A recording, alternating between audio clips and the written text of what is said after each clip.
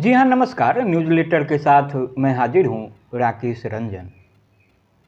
आज बात बिहार की होगी, लेकिन राजनीति की नहीं। बात करेंगे डीएन गौतम की। डीएन गौतम परिचय के मोहताज नहीं हैं। एक आईपीएस अधिकारी जिन्होंने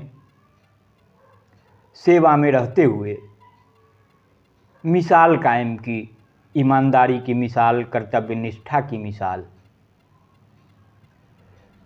उनकी आत्मकथा प्रकाशित हुई है। प्रभात प्रकाशन ने उनकी आत्मकथा को प्रकाशित किया है।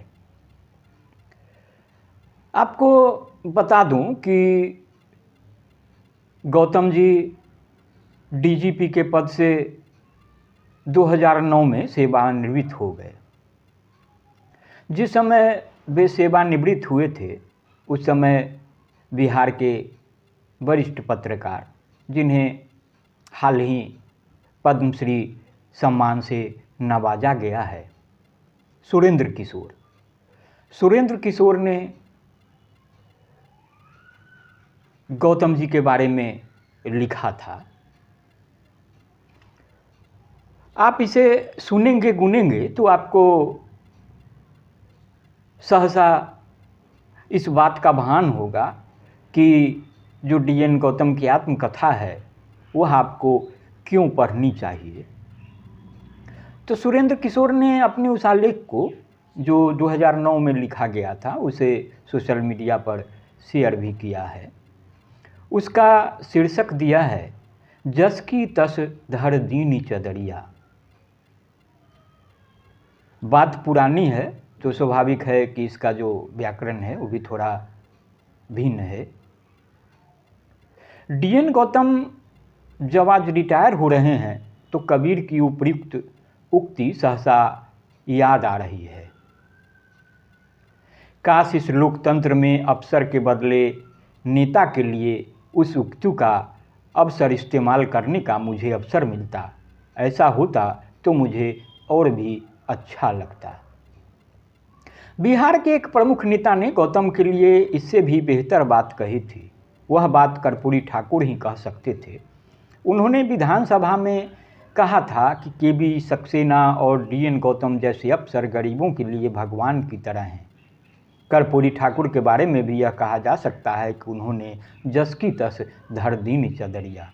पर जस की तस चदरिया को धर देने के लिए जो जतन करना पड़ता है, वह जतन करते हुए मैंने कर्पूरी ठाकुर को करीब से देखा था। मैंने यानी सुरेंद्र किशोर। गौतम साहब से मेरा कोई खास हेलमेल नहीं रहा। वे कोई प्रचार प्रिय हैं भी नहीं, पर उनके बहादुरी भरे कारनामों पर मैंने उनके सेवा के प्रारंभिक काल से ही गौर किया है। पूत के पांव पालने में ही प्रकट हो गए थे। यदि कोई सरकार सड़क के किनारे मजबूत नालियां भी बनवाना शुरू कर दे तो समझिए कि इसका मूल उद्देश्य सिर्फ लूटपाट नहीं है। उसी तरह जिस अफसर की भ्रष्ट नेता और माफिया तत्व आलोचना करने लगे तो समझिए कि वह अपना काम कर रहा है और उसे अपने वेतन मात्र पर ही संतोष है। ईमानदार तो कई और लोग भी हैं जिन्हें मैं जानता हूं, और कई ऐसे लोग भी होंगे जिन्हें मैं नहीं जानता, पर उनमें से अधिकतर निष्क्रिय ईमानदार ही हैं। सक्रिय ईमानदारी से ही जनता को लाभ मिलता है, निष्क्रिय ईमानदारी से खुद को संतोष मिलता है। डीएन गौतम की खूबी रही कि वे सक्रिय ईमानदार रहे, इसलिए वे अक्सर निहित स्वार्थियों के निशाने पर रहे, पर बिहार की जनता में वे किसी अच्छे नेता की तरह ही लोकप्रिय रहे। उत्तर प्रदेश के हमीरपुर जिले के मूल निवासी गौतम जी 1974 बैच के आईपीएस हैं। उन्होंने एमएससी और पीएचडी भी किया है। पता नहीं कि वे रिटायर होने के बाद कहाँ बसेंगे। अद्यतन स्थिति यह है कि वे पटना में ही बस गए हैं। यदि वे बिहार में रहते तो कई लोगों को प्रेरित करते रहते। सारण, मुंगेर और रोहतास जिले के डीएसपी, एसपी के रूप में उन्होंने जिस तरह की कर्तव्य निष्ठा दिखाई, उससे इस राज्य के निहित स्वार्थी सत्ताधारियों को यह लग गया कि ऐसे अफसर को कोई महत्वपूर्ण जिम्मेदारी देनी खतरे से खाली नहीं है। इसलिए जब नीतीश कुमार ने उन्हें गत साल राज्य का पुलिस प्रधान बनाया तो अनेक लोगों ने मुख्यमंत्री की हिम्मत की दाद दी। ऐसा अफसर जो गलत काम कर ही नहीं सकता, उसे पुलिस प्रमुख बनाकर बेहतर छवि वाले नीतीश कुमार ने अपनी छवि और भी निखारी। गौतम जी ऐसे अफसर हैं जो यदि किसी खास पद पर जाकर बहुत कुछ करामात नहीं भी कर सके तो एक बात तो तय है कि जिस ऊंची कुर्सी पर वे बैठेंगे उसे घूस कमाने का जरिया तो नहीं ही बनने दे सकते। इनका भी असर नीचे तक कुछ न कुछ होता है। पुलिस प्रमुख के रूप में देवकीनंदन गौतम का कुल मिलाकर कैसा अनुभव रहा, यह तो कभी बाद में वे बता सकते हैं, पर इतना तो कहा ही जा सकता है कि उनके खिलाफ उनकी सेवा अवधि के अंत तक ऐसा कोई अशोभनीय विवाद नहीं हुआ जिससे उनकी छवि को धक्का लगा हो। डीजीपी के रूप में गौतम साहब के अनुभव इस आत्मकथा में पेज नंबर 350 पर दर्ज हैं। वह भी ऐसे समय में जब डीजीपी आनंद शंकर को यह कहना पड़ रहा है कि पुलिसकर्मी वेतन पर ही संतुष्ट रहना सीखें। खुशी की बात है कि आनंद शंकर जी ने बीमारी न सिर्फ पकड़ी है बल्कि उसका सार्वजनिक रूप से इजहार भी कर दिया है। पर यह बीमारी ऊपर भी तो है। एक परिचित थानेदार ने कुछ साल पहले मुझे बताया था कि उसने अपने अब तक के सेवा काल में 10 एसपी के मातहत काम किया, पर एक को छोड़कर अन्य सभी 9 एसपी ने मुझे तभी थाना प्रभारी बनाया जब उन्हें रिश्वत दी गई। जिस राज्य में भ्रष्टाचार का यह हाल है वहाँ डीएन गौतम को अपनी चदरिया जस की तस धर देने के लिए कितनी जतन करनी पड़ी होगी, इसकी कल्पना आसानी से की जा सकती है। तो सुरेंद्र किशोर आगे लिखते हैं कि बिहार का सौभाग्य होगा यदि डीएन गौतम की तरह काम करने की कोशिश करने वाले 10-20 आईपीएस अफसर यहाँ मिले। अपराध और भ्रष्टाचार से निर्णायक लड़ाई का इस राज्य में यह संक्रमण काल भी है। अगले कुछ समय में पता चल जाएगा कि किसकी जीत हुई। अभी भ्रष्ट तत्व तो नहीं, पर अपराधी जरूर दबाव में हैं। डीएन गौतम वैसे अफसरों के लिए प्रेरणा पुरुष साबित होंगे जो अफसर अपराधी और भ्रष्ट तत्वों के खिलाफ मजबूती से उठ खड़े होंगे। इससे उनका इस लोक के साथ वह लोक भी समर जाएगा। गौतम ने जो पूंजी कमाई है उसे भला कौन लूट सकता है। घुसखोरी से बनी पूंजी को तो एक न एक दिन चोर, डकैत, विजिलेंस या फिर नालायक संतान द्वारा लूट लिए जाने से कम ही लोग बचा पाते हैं। यदि बचा भी पाएँ तो अपनी अगली कई पीढ़ियों को अपराध बोध की पूंजी जरूर दे जाते हैं। हाँ, ईमानदारी से अपने काम करने के सिलसिले में तरह तरह के कष्ट और तनाव जरूर होते हैं, पर उसके लिए गीता जैसी तनाव व दर्दनाशक दवा हमारे पूर्वजों ने हमें दे रखी है।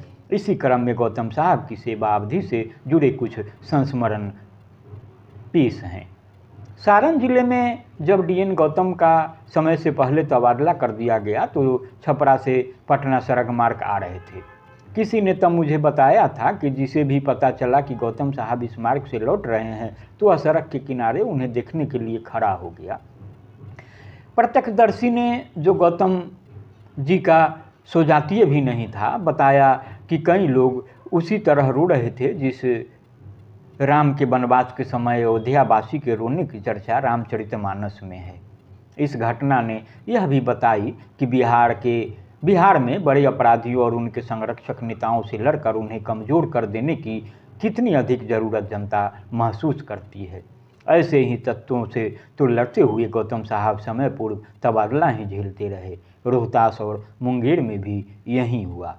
मुंगेर में 16 मई 1985 को डीएम गौतम ने एसपी का पदभार ग्रहण किया, पर जब उन्होंने भ्रष्ट और अपराधी तत्वों के खिलाफ सख्त कार्रवाई शुरू की तो 9 जुलाई 1986 को उन्हें मुंगेर से हटा दिया गया। दिलचस्प कहानी हजारीबाग पुलिस प्रशिक्षण कॉलेज में प्राचार्य के रूप में डीएन गौतम की तैनाती के बाद सामने आई। सन 1994 की बात है। पटना में पहले से ही इस बात की चर्चा थी कि दारोगा की बहाली में इस बार घोर अनियमितता बरती जा रही है। आखिरकार नवनियुक्त 1640 दारोगाओं को प्रशिक्षण के लिए हजारीबाग भेज दिया गया। इनमें से करीब 400 दारोगाओं को प्रशिक्षण कॉलेज में भर्ती करने से ही गौतम साहब ने साफ इनकार कर दिया। यह अभूतपूर्व स्थिति थी, क्योंकि गौतम के अनुसार वे दारोगा बनने के लायक थे ही नहीं। कुछ की तो निर्धारित मानदंड के अनुसार शरीर की ऊंचाई तक नहीं थी। इधर उन दारोगाओं को प्रशिक्षण दिलाना कई प्रभावशाली लोगों के लिए जरूरी था। इसलिए आनन फानन में डीएन गौतम को प्राचार्य पद से हटाकर पटना पुलिस मुख्यालय में तैनात कर दिया गया। जो हो, इसी तरह राम राम कहते कहते गौतम जी की सेवा करते रहे। अब उनका ध्यान गीता और विवेकानंद की ओर अधिक जाए तो यह स्वाभाविक ही है। यह देश और प्रदेश ऐसे मानव संसाधन की घोर कमी के कारण ही तो दुर्दशा को प्राप्त कर रहा है। उनकी कर्तव्य निष्ठा के लिए बिहार की ईमानदार जनता की ओर से गौतम साहब को हार्दिक धन्यवाद। तो आप इसे सुने और गुने और प्रतिक्रिया से ज़रूर अवगत कराएं।